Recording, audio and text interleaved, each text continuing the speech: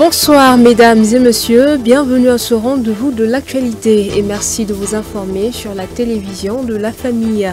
Au sommaire de cette session d'information, ouverture d'une nouvelle agence de l'institution chrétienne évangélique de microfinance, appui aux initiatives de développement à Bonheurville dans la ville de Ouagadougou. C'était là les titres. Une fois de plus, bonsoir. L'institution chrétienne évangélique de microfinance, appui aux initiatives de développement micro-aide, se rapproche de ses clients de l'arrondissement numéro 6 de la ville de Ouagadougou. En effet, l'institution a procédé ce jeudi 18 janvier 2024 à l'ouverture de son agence de Bonheurville. La cérémonie avec Delphine Banissi, Gédéon Tapsoba. Avant que cette institution ne naisse au Burkina Faso, tu l'avais déjà dans ton plan pour cette population, pour l'église évangélique. C'est par cette prière que la 4e agence de l'institution chrétienne évangélique financière d'appui aux initiatives de développement micro-aide, sise à Bonheurville, a été consacrée à Dieu ce jeudi 18 janvier 2024. Une agence de plus pour rapprocher les crédits et les services financiers des clients selon le président du conseil d'administration de l'institution qui place cette ouverture sous le signe de la résilience. Une ouverture de la 4e agence dans la ville de Ouagadougou, c'est pour nous une opportunité de pouvoir nous rapprocher de nos membres pour que les services et les produits financiers que nous mettons à la disposition de la population soient plus accessibles. Également, comme vous le savez bien, le contexte de notre pays est très difficile. En ouvrant cette agence, c'est aussi une expression de la résilience de micro-aide.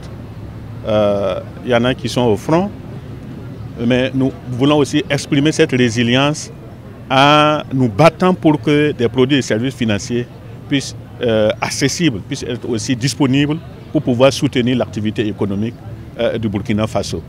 C'est en cela aussi que nous nous sommes engagés et c'est aussi une manière des églises évangéliques d'accompagner le gouvernement et d'accompagner la population. Micro-aide est l'un des bras sociaux de l'église évangélique qui contribue au développement du pays, selon le président de la Fédération des églises et missions évangéliques du Burkina Faso, qui espère que l'action de cette institution financière s'étendra sur le reste du territoire national. Disons vraiment que nous sommes très contents de ce progrès que nous avons vu au cours des 10 dernières années avec Micro-Aide, qui aujourd'hui est à l'ouverture de sa 4e agence. Alors cela nous laisse voir que dans les années à venir, Micro-Aide pourra s'étendre non seulement dans d'autres quartiers de Ouagadougou, mais également à Bobo-Dioulasso et puis dans les autres centres urbains. Et vraiment, c'est notre prière que Micro-Aide, qui est une agence évangélique, puisse participer au financement des activités de développement dans notre pays. Vous voyez que c'est là le bras social, le bras de développement de l'Église qui s'exprime de cette façon. Et cela fait vraiment notre fierté parce que l'Église, partout où elle est, se doit véritablement de s'impliquer dans le développement économique, social et culturel de tout pays. À cette nouvelle agence, c'est une équipe jeune qui attend les potentiels clients. Nous rendons grâce d'abord à Dieu pour l'ouverture de l'agence. Nous sommes une équipe jeune et dynamique et nous invitons vraiment la population à s'adhérer et ils vont voir. Micro-Aide s'est donné pour mission d'offrir des solutions intégrales de financement aux initiatives de développement en adaptant ses services aux besoins du client en fonction de son domaine d'activité selon les premiers responsables. Le bureau de la sécurité diplomatique offre un lot de matériel roulant à la gendarmerie et à la police nationale. La cérémonie de remise s'est faite en présence du ministre délégué chargé de la sécurité. Le résumé avec Odette Zanguena et Yannick Kaboré. Les États-Unis toujours aux côtés du Burkina Faso dans la lutte contre le terrorisme. Le bureau de la sécurité diplomatique de l'ambassade des États-Unis au pays des hommes intègres a en effet offert un important lot de moyens roulants à la gendarmerie nationale et à la police nationale. Le don est composé de 35 véhicules et de 60 motos. L'objectif étant d'améliorer la mobilité des hommes sur le terrain des opérations.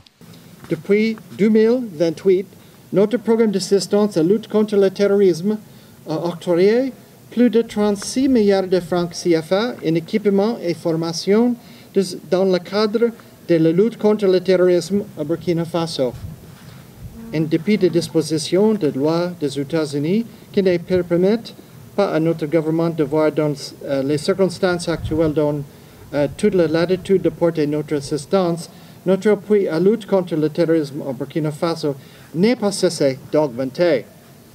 Il est ainsi passé de 1,2 milliard de francs CFA en 2018 à 8,4 milliards de francs CFA en 2023 et 9,6 milliards prévus pour l'année 2024.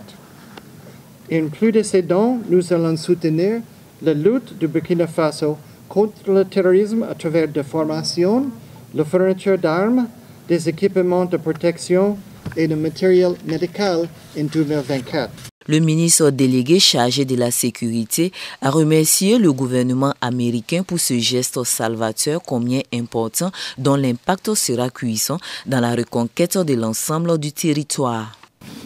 La diplomatie américaine qui, à travers le programme d'assistance antiterroriste mis en œuvre par le Bureau de la sécurité diplomatique de l'ambassade des États-Unis, offre depuis 2014 des formations et du matériel au profit des forces de sécurité intérieure de notre cher pays afin de leur permettre d'accroître leurs capacités opérationnelles sur le terrain. Moi-même, ministre, j'en ai bénéficié, donc je tenais à souligner également cette contribution du programme ETI. La présente cérémonie s'inscrit dans cette dynamique de dons composés de 35 véhicules et 60 motocyclettes au profit du groupe spécial d'intervention de la police nationale et de l'unité d'intervention spéciale de la gendarmerie nationale. Et cela est la matérialisation concrète de l'engagement sans faille du gouvernement américain à soutenir le Burkina Faso dans les défis auxquels ils font face. Cela également est un signe qui témoigne de la compréhension du gouvernement américain à la vision actuelle des autorités de la transition. Le coût du don est estimé à plus d'1 milliard de francs CFA. Le ministre a par ailleurs formulé le vœu que ce partenariat avec le gouvernement américain se consolide dans les différents domaines stratégiques au grand bonheur de la population. Un pôle de pré-incubation entrepreneuriale pour accompagner les étudiants entrepreneurs de l'université Joseph Kizerbo a été créé et lancé ce matin jeudi au sein de l'université Kizerbo. Ce programme, appuyé par l'agence universitaire de la francophonie, se veut une action contre le chômage des jeunes diplômés. Habibalaï Boureman pour plus de détails. Ces remerciements s'adresse à l'agence universitaire de la francophonie. La question de l'emploi, notamment celui des jeunes diplômés, occupe une place importante dans les actions de développement des pays africains. En dépit des efforts du gouvernement pour promouvoir l'emploi des jeunes, le chômage demeure important dans ces pays, dont le Burkina Faso. C'est pour répondre à cette problématique que le programme Entreprendre est mis en œuvre dans notre pays avec l'appui de AUF, l'agence universitaire de la francophonie. Alors, je voudrais tout d'abord me réjouir, l'ensemble de mes collaborateurs et moi-même, du lancement de ce statut donc, de l'étudiant entrepreneur qui vient donner un cadre plus formalisé à toutes les initiatives qui sont en cours à l'Université depuis plusieurs années pour promouvoir l'esprit entrepreneurial. Parce que nous avons déjà une série d'activités de renforcement des capacités, des certificats à l'esprit entrepreneurial qui existe depuis plusieurs années. Et ce statut vient donner plus de poids à ces initiatives-là et surtout nous permettre de renforcer le lien avec l'ensemble de l'écosystème en matière d'entrepreneuriat au Burkina Faso. Dans le cadre de ce programme, en plus du statut national de l'étudiant entrepreneur adopté par le ministère en charge de l'enseignement supérieur et de la jeunesse, la création d'un pôle de pré-incubation entrepreneuriale au sein de l'université Joseph Kizerbo, dont le lancement est intervenu ce jeudi 18 janvier 2024. Alors, à l'endroit des étudiants, c'est d'abord lancer vraiment un message à ces étudiants pour leur demander de s'engager vraiment à s'approprier ce statut de l'étudiant entrepreneur et qui va leur donner beaucoup plus de facilité de pouvoir justement concilier leur projet entrepreneurial et leurs études. Je pense que c'est un élément très important.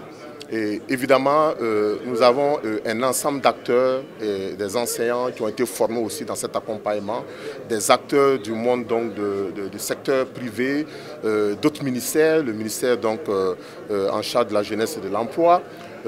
Donc tous ces acteurs qui sont prêts à accompagner les étudiants, mais il faut que les étudiants eux-mêmes s'engagent. Ce pôle de pré-incubation entrepreneuriale est un dispositif d'orientation et d'encadrement des étudiants porteurs de projets allant de l'idéation à la maturation de leurs projets. Un tour à présent dans l'actualité hors de chez nous. En Ouganda, une start-up technologique redonne espoir aux réfugiés. La start-up Aspire veut redonner espoir à plusieurs réfugiés à Kampala, la capitale, en leur offrant des cours en maintenance informatique et en anglais. Contraint de fuir l'Éthiopie, Binyam Meles s'est retrouvé en Ouganda où il a créé cette entreprise technologique. Ce réfugié a décidé de ne pas se résigner en mettant à profit ses connaissances en informatique au service d'autres réfugiés. Sa start-up veut redonner espoir à plusieurs d'entre eux dans la capitale Kampala en leur offrant des cours en informatique et en anglais.